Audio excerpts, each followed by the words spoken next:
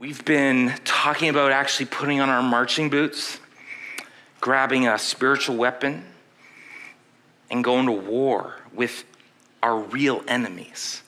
And you'll remember that our real enemies are not who we've been told they are because of maybe a lack of imagination, or more accurately, maybe because the spiritual eyes of people's hearts have not been opened to recognize that there is an unseen battle going on around us. We've been told our enemy is found in people. And we went through the list of folks that we assumed are the enemy. And it may change depending on what tribe you're part of or what church you go to or who you hang out with.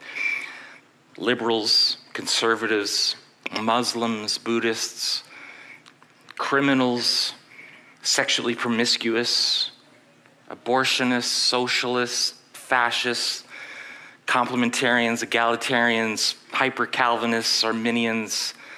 No. These people that we may disagree with, we may find annoying, we may even recognize they're under spiritual influence, but they are people created in the very image of God who need hope and they need salvation. And it would be God's desire that none of them would perish, but have eternal life. But this third enemy may cause just all kinds of confusion, just in terms of definition. The devil, that's pretty clear, how he and his demons are our enemy. The flesh gets a little more complicated, but I think we intuitively understand when Paul the Apostle says, dang, the things I don't want to do, I end up doing, and the things I end up doing, I don't want to do. And that's the flesh, the opposite of the spirit. But the world, that's a little more confusing. And you've seen where some Christians have interpreted the world as anyone not in our tribe, right? That's the world. And those people are the enemy. But this is a word that's going to come up in different contexts, have different meanings depending on, the original Greek or Hebrew or Aramaic, depending on the context. For instance, let's start with John 15, 18 to 20. If the world hates you, remember, it hated me first. This is Jesus talking. The world would love you as one of its own if you belong to it, but you're no longer part of the world. I chose you to come out of the world, so it hates you. Do you remember what I told you? A slave is not greater than the master. Since they persecuted me naturally, they'll persecute you. And if they had listened to me, they would listen to you. Jesus is warning his followers, the world which crucified him may treat us very similarly. It's a hostile relationship. But Jesus' intent was never for his apprentices to abdicate their responsibilities in the world or to the world. As much as there are parts of the monastic movement that I think are so cool. Jesus was no monk. Yeah, he went into the desert, but he always came back. That's the template. So listen to some of Jesus' last words in a prayer to the Father for his apprentices. He says, I have given them your word, Father, and the world hates them because they do not belong to the world, just as I do not belong to the world. I'm not asking you to take them out of the world, but to keep them safe from the evil one. They do not belong to this world any more than I do. Make them holy by your truth. Teach them your word, which is truth. Just as you sent me into the world, I am sending them into the world. So what exactly do these writers of the New Testament mean by the world? The word is cosmos. You may remember the character from Seinfeld, that in Greek, where we get, it's obviously where we get the English word cosmos. And similar to the Greek word for flesh, it has more than one meaning. And we're used to doing this all the time in English. Think of the word racket. There's the noun. I took my racket to pickleball. Where are my pickleball players at? Yeah, good. You're not embarrassed, eh? No, good. Or your dad would come into Neil's room and say, as he's playing his Led Zeppelin records, turn that racket down.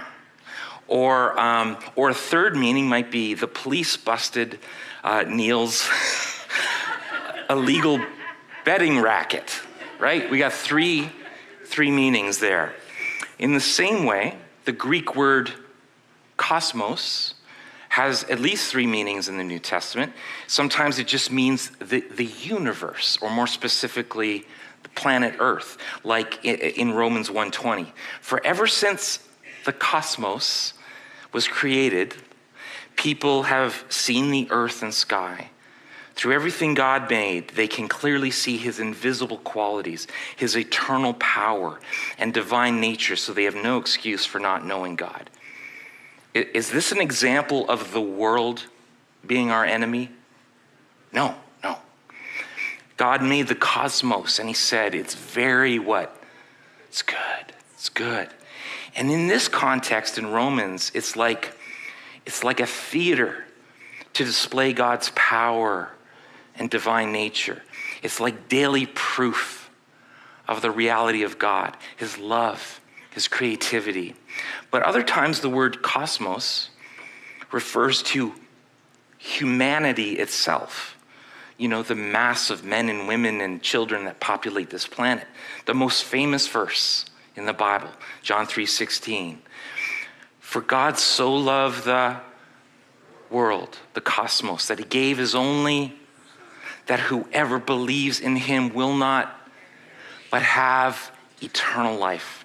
In this context, is the world our enemy? No, far from it. In fact, it turns out the world, the cosmos, is our mission. The cosmos is to be an object of love, not disdain. But there's a third sense of the word cosmos, and it's a little more conceptual. It essentially means the systems and practices and standards associated with a godless society. The world in this context is a place where man reigns supreme, where man is autonomous and free and evolving into something stronger. God is either non-existent or unconcerned. It is human initiative that makes history. It's where man can attain his own salvation. But the world is more than just no God. It's often actively anti-God, isn't it? This is what John meant when he wrote, and what my friend Greg shouted into the mic. Do not love the world or anything in the world. If anyone loves the world, love for the Father is not in them. For everything in the world, the lust of the flesh, the lust of the eyes, the pride of life, we talked about that last week, comes not from the Father, but from the world. The world and its desires pass away, but whoever does the will of God lives forever. Where does Satan dwell again? In hell? No, actually, that's his destination.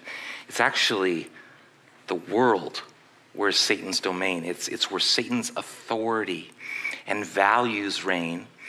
And because deception is his stock and trade, if you are of the world, then this all seems right and normal and good.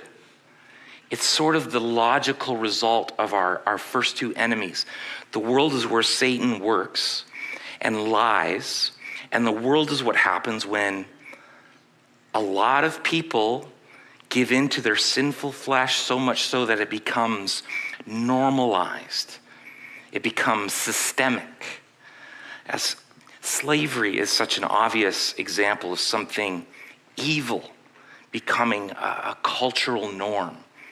More than just an individual bias or opinion or a racist person, it becomes woven into the fabric of the social, moral, legal, economic arenas of many countries. Most disgusting of all was it became even normalized, justified, advocated in many churches a couple hundred years ago. And it starts off first by being practiced by a few, and then many. Then it's sort of accepted as a necessary evil. But then it's codified into law, or in the case of our American neighbors, into the Constitution. In time, it just becomes the way things are. Just to add a bit of balance to the discussion, I should also say it was predominantly Christians who fought to end slavery. And it must have been so discouraging, though, to be fighting often against other Christians who didn't see it as the evil it was. So that's the world. A system of ideas and values and morals, social norms that are integrated into the mainstream and often eventually institutionalized into culture, corrupted, by what the book of Judges in the Bible says. It's everyone doing right in their own eyes. I like how the Message translation put it. People did whatever they felt like doing. That's the world. Does it sound a little 2024? The world is what happens when Adam and Eve's sin goes viral. The world is when the obscene becomes blasé. The world is when sin is redefined by a number of things. When you call sin freedom, or human rights, or the way things are, or nature, or science, or boys will be boys, or locker room talk, or anything but sin. Malcolm Gladwell does some really interesting writing on how behaviors, both good and bad, spread through a network of friends, family, geographic areas, very much like a virus. The classic example is, of yawning. When somebody near you yawns, what do? Yeah. It's unconsciously almost. It's a well-documented phenomenon, yet it's true not only of our physical behavior, yawning, shivering, smiling, but of our moral behavior as well. Smoking, not smoking, healthy eating, junk food, temperate drinking, alcoholism, civility, rudeness. Pretty much any behavior you can think of has the potential to spread through a society, kind of person to person, family to family, area to area. It behaves remarkably like a viral disease. It's a herd mentality that has literally been woven into our brains. Buffalo all walk on the same side of the field. Teenagers all wear the same sneakers. People in large cities tend to vote left. People in rural areas tend to vote right. It's how often the devil's deceptive ideas can have such a strong hold on society for so long. If you put these two concepts together, I want it and everybody's doing it, those two justifications have great power. And even by themselves, but you put them together, man, they're almost irresistible. This is not a remotely new idea. But, 2 millennia ago, Paul quoted what was likely already an ancient proverb. And he says, bad company corrupts good character. We know that to be true. You don't need to be a follower of Jesus to believe this. It simply is. We become like the relationships we cultivate and the culture to which we belong. In earlier times, it was God and God alone who could define righteousness, beauty, goodness. And today, those answers lie within us. Beauty is in the eye of the beholder. If the customer is right, is always right. If it feels good, do it. These are some of the main humanist credos. In the world, the lust of the flesh, the lust of the eyes, the pride of life, they're not just tolerated, they're actually what? Celebrated. And I've noticed those who refuse to even celebrate are condemned. Paul wrote about the meaning of this world, wrote about the wisdom of this world. What the world thinks is smart or clever or even virtuous. And he says the wisdom of the world is foolishness in God's sight. Not saying there's no wisdom to be found outside of the Christian sphere, but clearly there are some things that the world values, promotes, celebrates, platforms, that God has a radically different take on. Isaiah the prophet said, "Woe to those who call evil good and good evil." I can only wonder at God's emotional response to the redefinition of good and evil in our society. Lust being redefined as love. Marriage being redefined not as a covenant of lifelong fidelity, but a contract you can nullify if your needs aren't getting met. The objectification of women through porn, redefined as female empowerment. Greed as responsibility to shareholders. Environmental degradation redefined as progress. Political violence redefined actually these days as spiritual warfare. Racism as a past issue that we have solved. And abortion as reproductive justice. And listen, we owe it to have a much more nuanced, more compassionate, less vitriolic conversation about abortion. But the sheer nerve to use the word justice. One Icelandic doctor recently said, "We have basically eradicated Down syndrome from our society." Folks, what he meant was, we've killed all the babies with Down syndrome. And so in some circles, if you try to assert that all babies, regardless of their intellectual capacity, are worthy of love and celebration, you might instantly be labeled as anti-progress, anti-woman. Let me say, for the millionth time as we close this series, the people of the world are not our enemy. They are the object of Jesus' love. As Paul wrote, our struggle is not against flesh and blood, including people of differing religions or political perspectives. God so loved the people of this world that he gave his one and only son. Our fight is not against them. It is for them. Somebody say amen.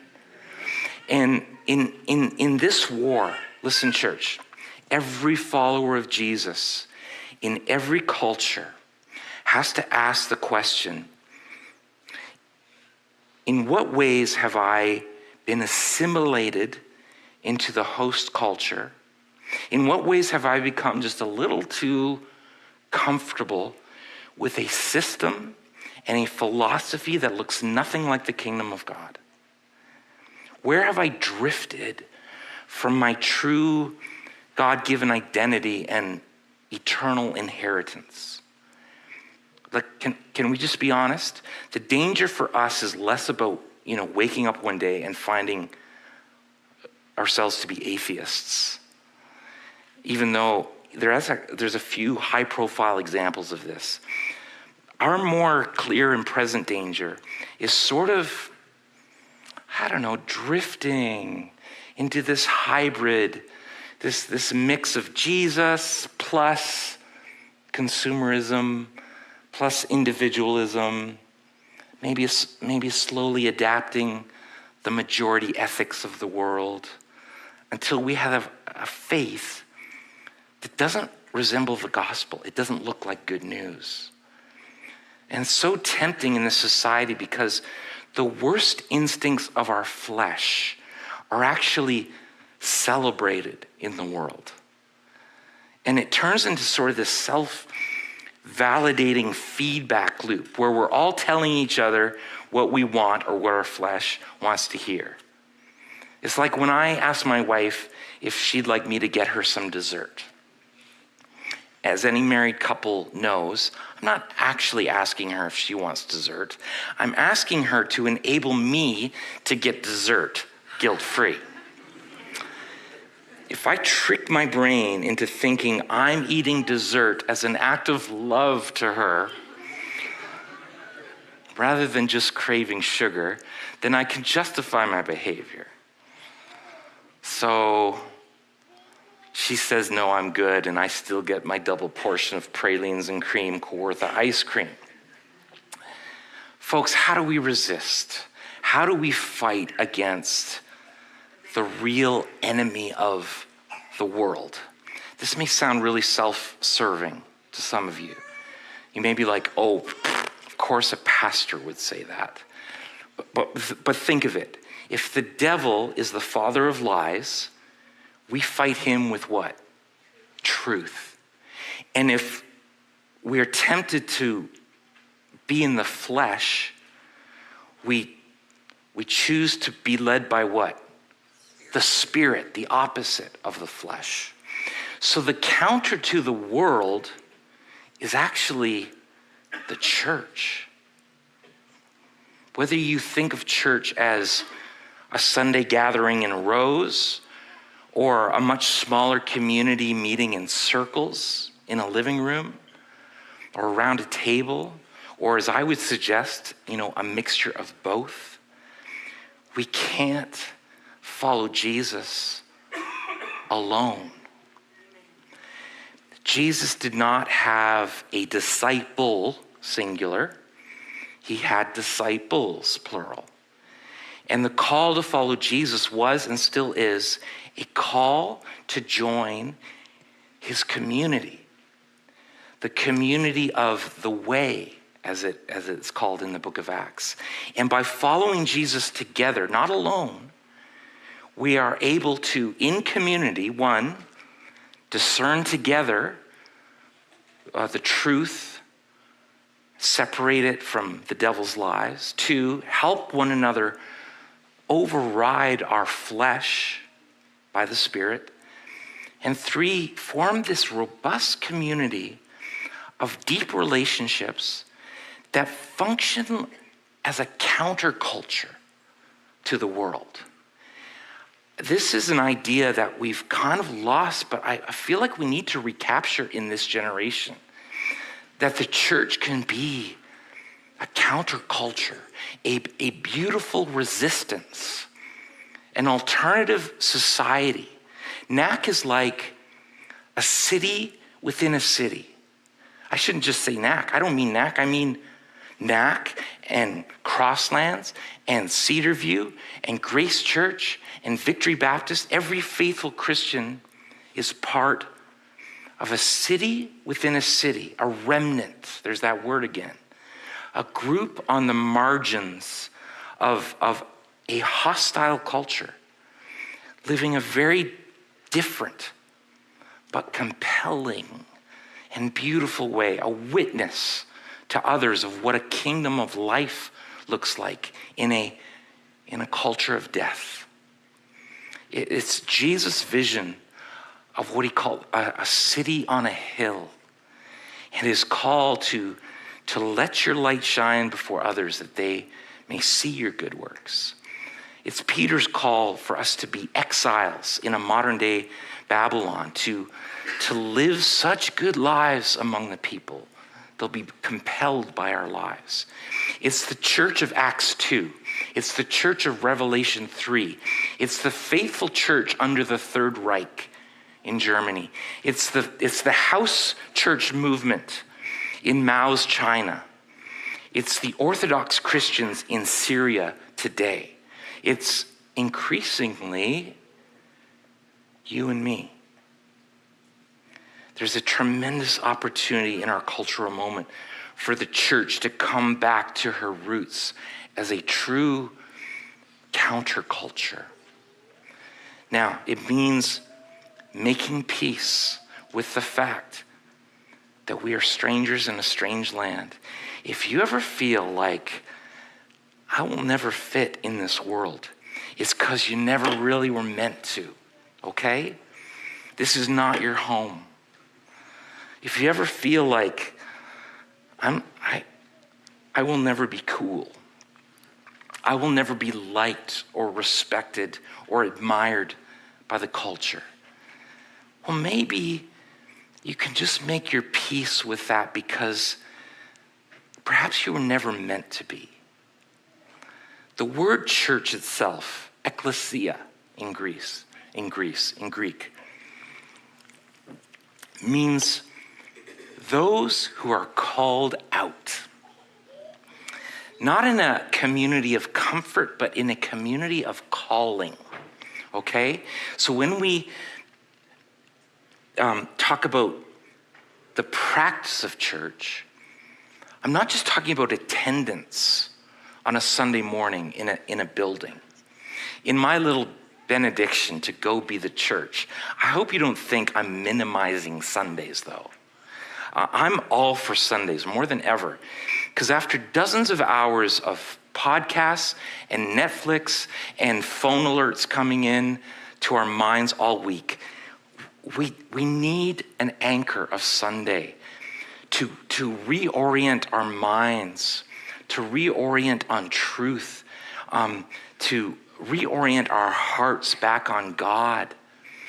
And every time I walk in on a Sunday morning and I see you beautiful saints, you followers of Jesus, I remember, oh yeah, I'm not alone. I'm part of a royal priesthood of believers, as flawed and as quirky as we may be. So while the church is not less than Sunday morning, it's far more. It has to be more to survive in the pervasive influence of the world. It means being a form of pushback against the systems of the world. Because at the same time, we are deeply for the world, okay? We are for Newmarket. We are for York Region. We are for the people of this area. But we are against evil. We're for joy. We are for thriving marriages and families. We're for children to be brought up in a loving delight. Adults being set free from sinful enslavement. And I'll close with this. To become a church that our world actually needs, two things. Number one, we need to become a community of deep relational ties in a culture of individualism and isolation. Deep, vulnerable relationships that stand in sharp contrast to the superficiality and loneliness of our day.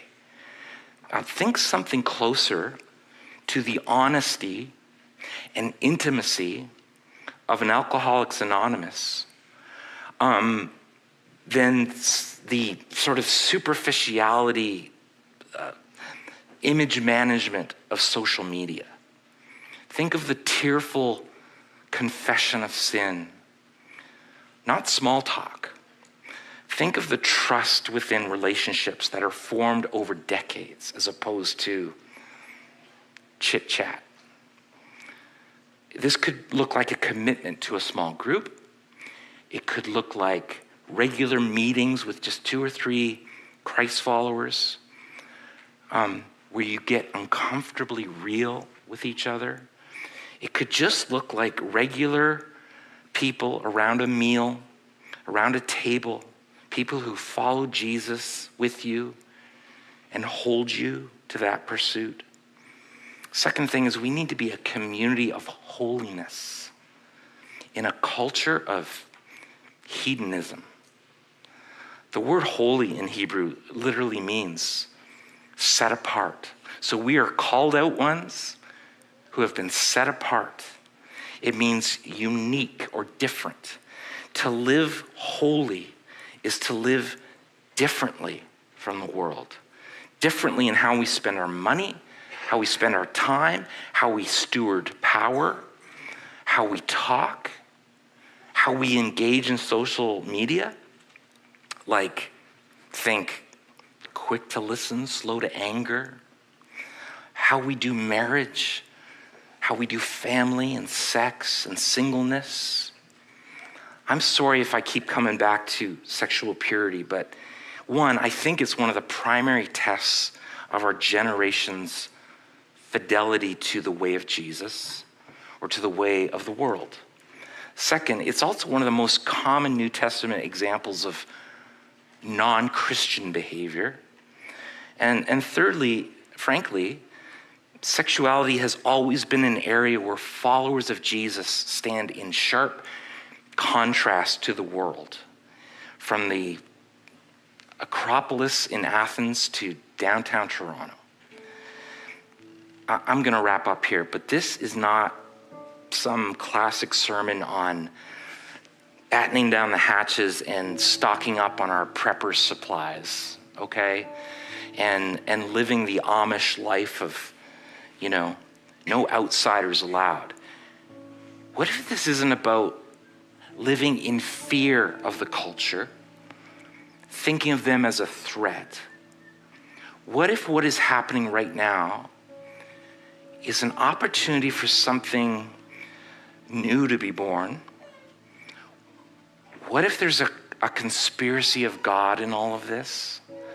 What if there is a growing discontent with the ways and the systems of the world, and we're on the verge of a great turning back to the living God? People can't live without meaning and purpose and community. The world can't seem to offer that. Not all three. Jesus can. What if the church is coming back to her call as a community radiant with the love of God? What if these little pockets of revival that we see in campuses like Asbury start springing up all over, including right here in Newmarket? Does anyone else feel like that could happen in our generation? Oof. Until then, though, we wake up in places tomorrow like Keswick, Aurora, Bradford, Holland Landing. We will try to love our neighbors as best we can. We'll carry the burdens of our city. We'll raise our children as best we can in the ways of Jesus. We'll pay our taxes. We'll obey the authorities that have been placed over us. We'll volunteer. And like the prophet Jeremiah said, we will work and pray for the peace and prosperity of the city where we have been called. And all the while, almost in a clandestine sort of way, we will put on our army boots and we'll grab some spiritual weapons and we will fight the devil and we will fight against our flesh and we'll fight against the world, at least the systems and the values of the world, while at the same time fighting for the world, for the people that Jesus loves, for the people that he came to suffer and die and set free. So we do this, all of this, not for our little club here, but for the sake of the world. We'll stand as brothers and sisters in a beautiful resistance. And if we live for Christ. And if we die for Christ. And whether we live or die, we belong to Christ and his family, and we will fight for the sake of the world. Amen? Amen.